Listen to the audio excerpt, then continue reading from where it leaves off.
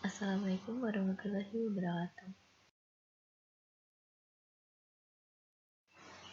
Perkenalkan, nama saya Jyoti Stiana Kayun.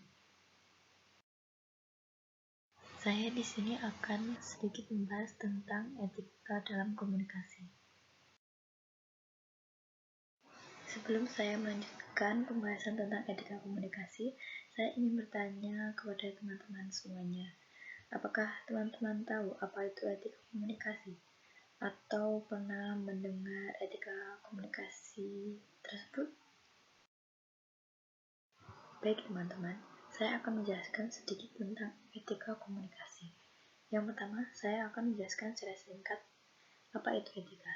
Etika yaitu seperangkat norma, aturan atau pedoman yang mengatur segala perilaku manusia, baik yang harus dilakukan dan yang harus ditinggalkan yang dianut oleh sekelompok masyarakat. Sedangkan komunikasi yaitu pengiriman dan penerimaan pesan atau berita antara dua orang atau lebih sehingga pesan atau berita yang dimaksud dapat dipahami.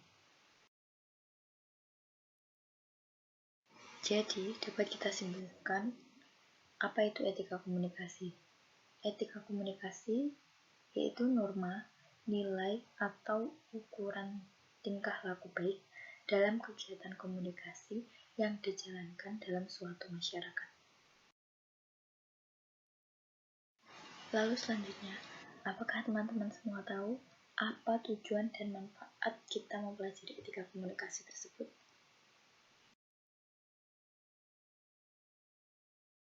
Jadi begini teman-teman, tujuan kita mempelajari etika komunikasi yaitu yang pertama, menciptakan etika atau kesopanan dalam berkomunikasi. Yang kedua, menciptakan kesan yang baik atau sesuai dengan apa yang diharapkan dari pihak-pihak yang berkomunikasi. Yang ketiga, informasi dapat disampaikan dengan etika yang baik.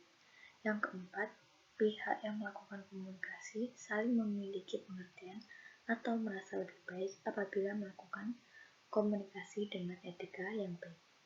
Yang kelima, menciptakan unsur yang formal dari suatu komunikasi yang dilakukan.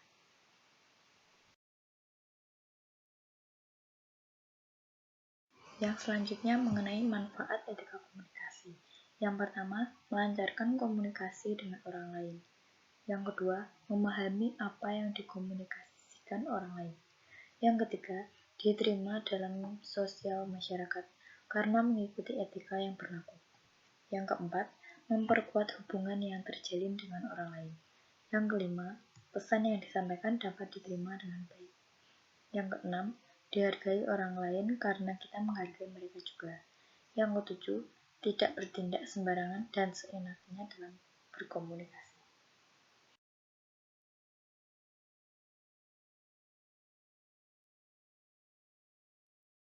Yang selanjutnya, etika atau perilaku dalam komunikasi.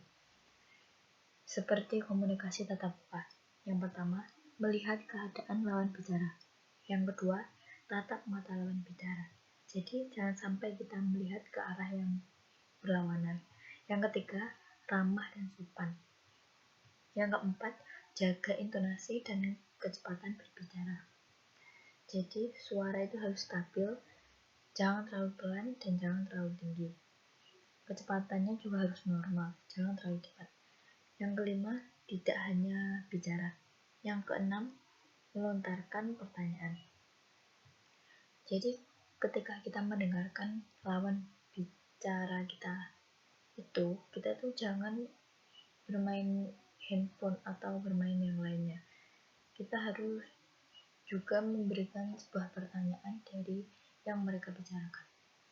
Sehingga mereka tuh terkesan dihargai.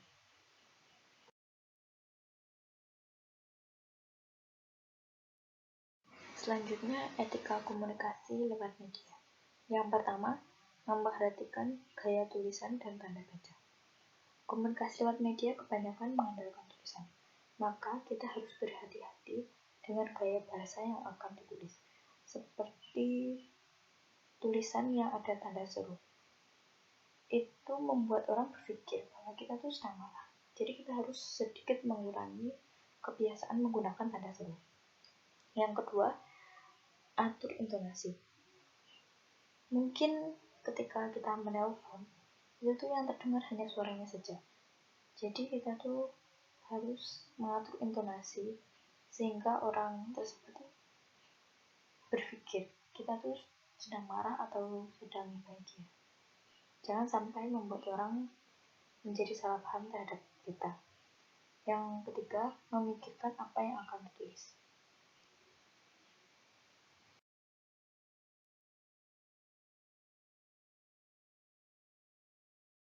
Yang selanjutnya yaitu mengenai permasalahan. Tentunya dalam hal apapun kita akan menemukan sebuah permasalahan, seperti permasalahan dalam etika komunikasi. Yang pertama yaitu penggunaan kalimat informal atau tidak baku. Kita perlu menggunakan kalimat baku atau formal agar orang lain merasa dihargai.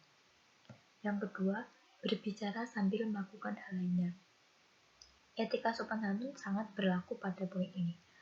Orang tentu akan merasa tersinggung saat kita sedang sibuk makan dan saat itu juga kita mendengarkan pembicaraan lawan kita. Yang ketiga, terlalu banyak basa-basi.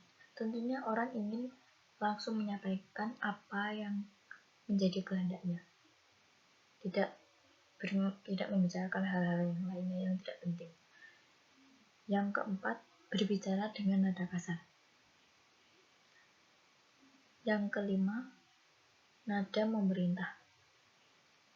Orang cenderung tidak sadar menggunakan kalimat-kalimat memerintah yang seharusnya kita hindari karena bisa menyinggung lawan bicara.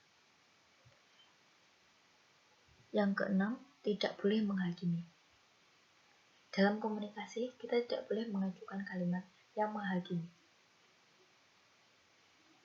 Yang ketujuh, memanage intonasi. Perlu adanya kontrol dengan nada suara kita. Tidak boleh terlalu tinggi dan tidak boleh terlalu rendah. Perlu nadanya sesuai dan nyaman. Alhamdulillah, itu tadi sedikit pembahasan dari saya mengenai etika dalam komunikasi. Terima kasih teman-teman.